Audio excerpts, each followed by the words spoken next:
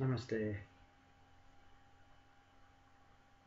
I meet many people who say, I just want a simple life, you know. I don't want I want to taste things, you know. I want to taste things. But I want it to be more laid back, you know, more simple. There's a term called catch-22, you see. I want these things, but I would be happy for only a few of them, you see.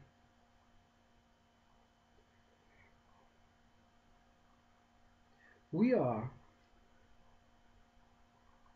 in our original state, Buddha nature. We are completely balanced.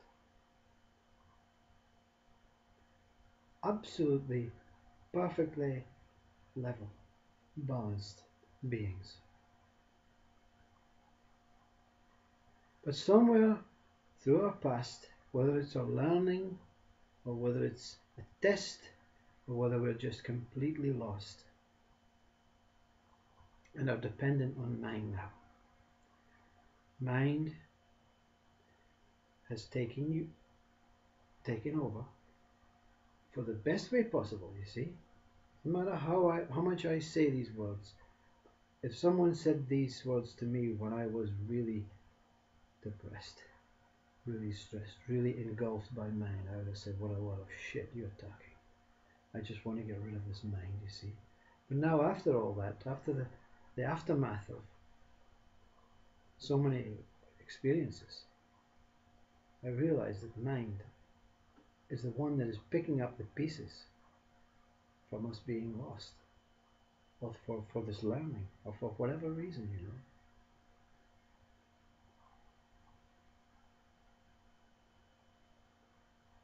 So this balanced state that we're in has become completely imbalanced. You see, I completely want to win the lottery. I completely want to have a house, or a mansion, or a castle, or a yacht, or be in paradise. I completely want that. I only want that. I don't want this. I don't want poverty. I don't want to see people starving in the world. I don't want to have nothing. I want to be. And then mind comes in, you see. Because that's ego, you see. Ego says you are an important being, you see. Everything that is being pushed towards you is a reflection of your own pushing. I don't know if you get that. Whatever is happening in the mind-based world is a reflection of what you have wanted to happen in your soul-based world, your spiritual-based world. You are here to taste everything. Yeah?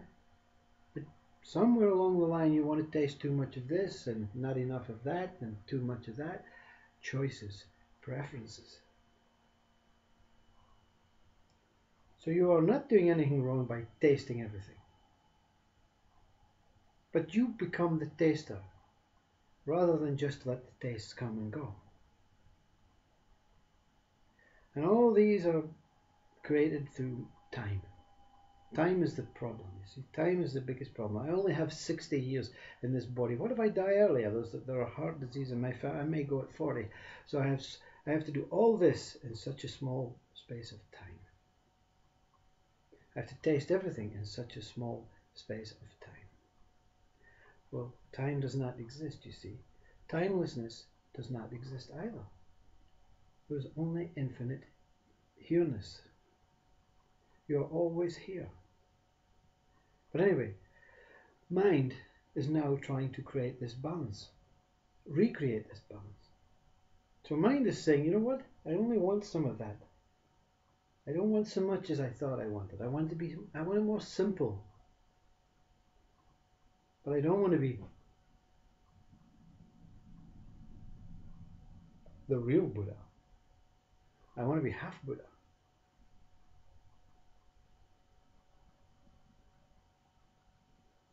Buddha was just a form. You only saw the bits. It's like the Bible. You see, you only see the bits that are relevant. But the whole story, you don't know about the real Jesus. You only know what is broadcasted in the Bible. You only know that he was crucified, that he was a saint, that he had enlightening experiences. Many of us have enlightening experiences. We're not classed as Jesus, you see. Maybe because we haven't been on the cross. But you don't know the full story, you see.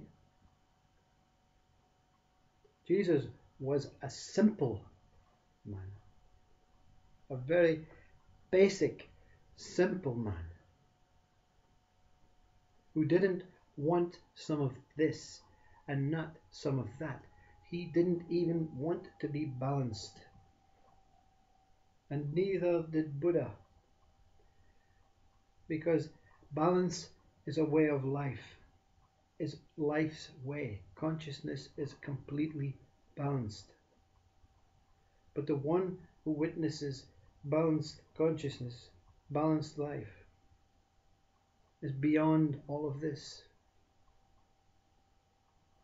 But we cannot even reach our balanced state again.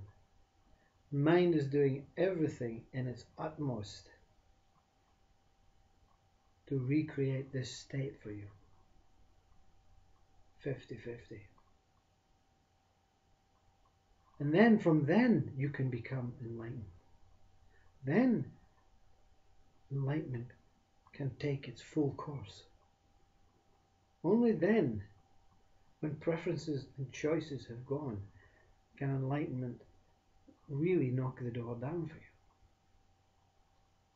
And you realize that even balance is a thought. Even to be balanced, even Buddha nature is a thought. Buddha, the one inside Buddha, was beyond Buddha nature. The one inside Jesus, Christ consciousness, is beyond Christ consciousness. This state is a nameless state, you see.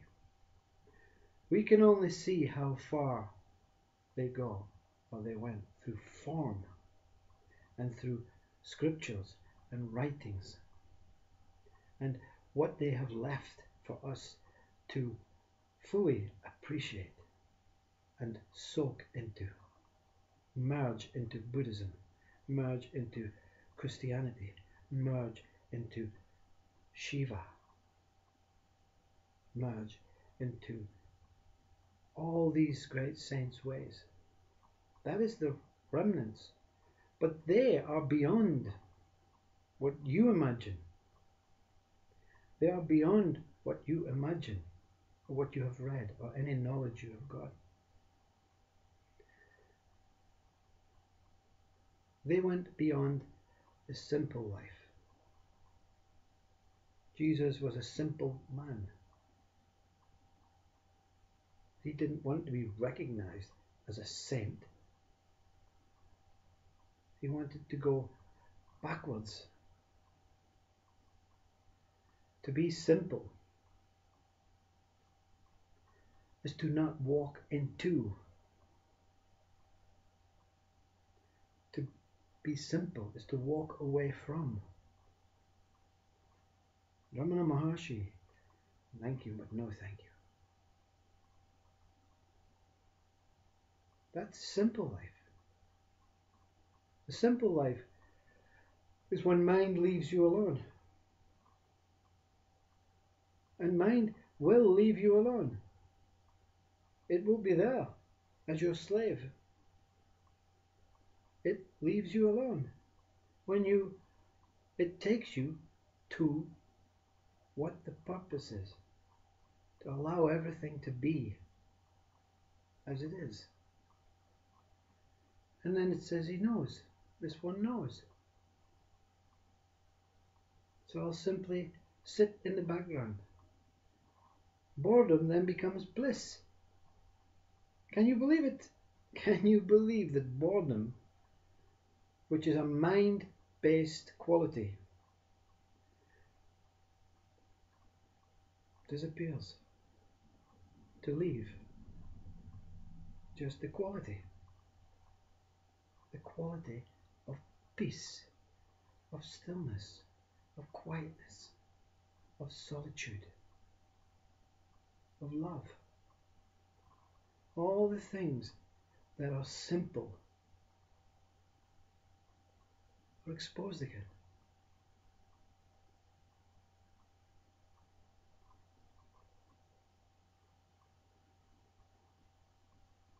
Ego doesn't want simple thought.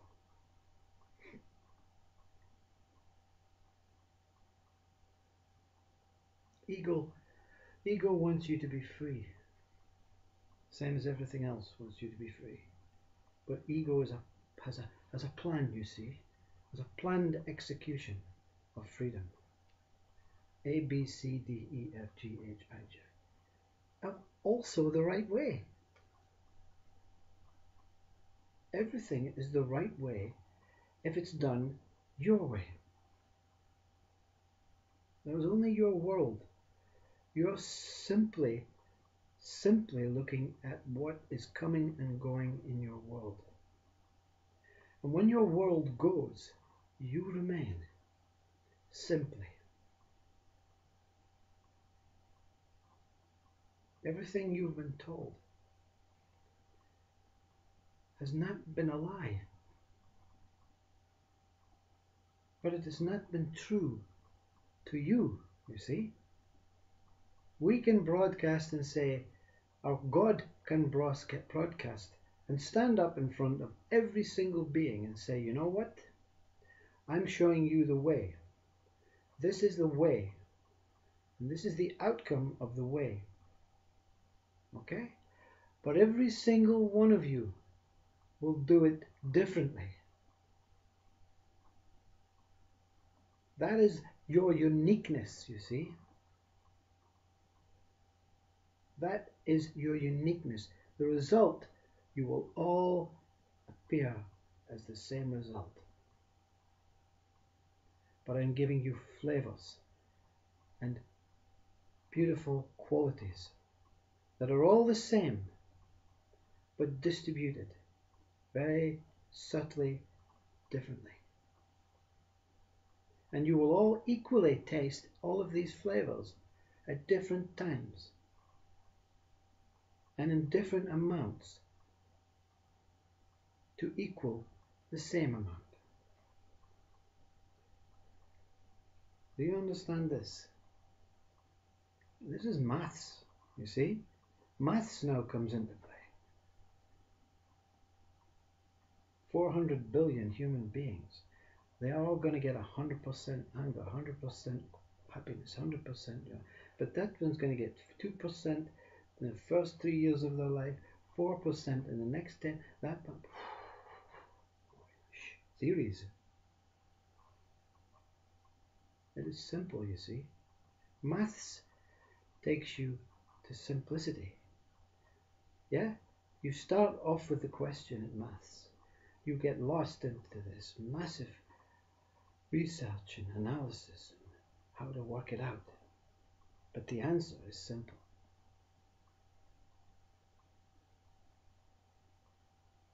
We start as simple. We never actually leave our simplicity, our permanent, infinite, stable self. We're always that, getting lost, getting confused into this wilderness of emotions, senses, experiences, actions.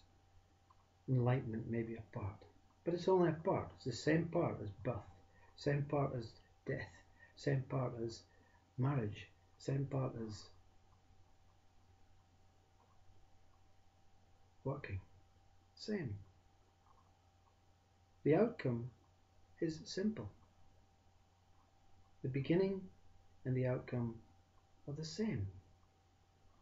Simple, returning to simple. So if you want to start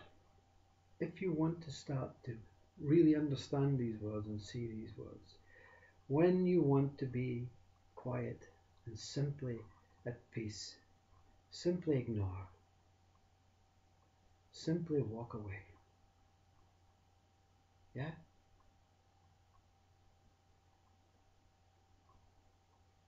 We do it many times. When you're trying to read a book and the story is really, really exciting, and there's a radio in the background, and you are so engrossed in this book, the radio does not bother you. So you're simply in this book. And then someone switches the television television on. So you have radio and television on. It's not bothering you. Not bothering you. The volume is up loud in both, but you are still, attention is still on this. Wow, this book. And then suddenly, a young child runs in, screaming. Ah! What? What do? With the book down,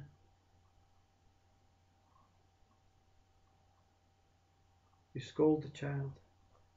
You turn the TV off. You turn the radio off.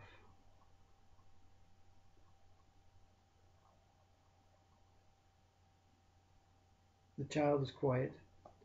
The room is in silence.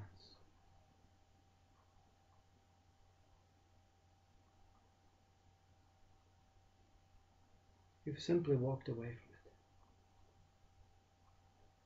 You didn't leave the room. You took action. You said to the child, be quiet. TV off, radio off, book down.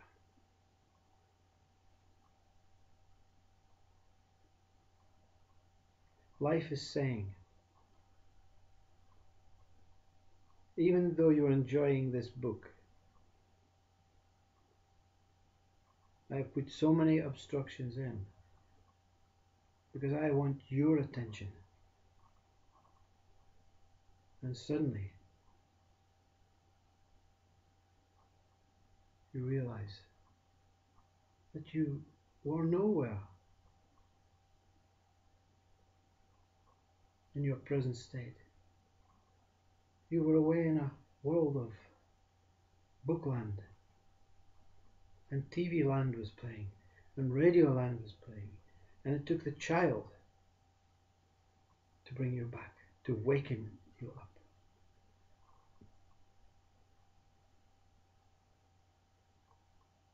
For some, when it's not their time, they follow all these actions. They tell the child to go out to play, and they read the book again. And that's okay.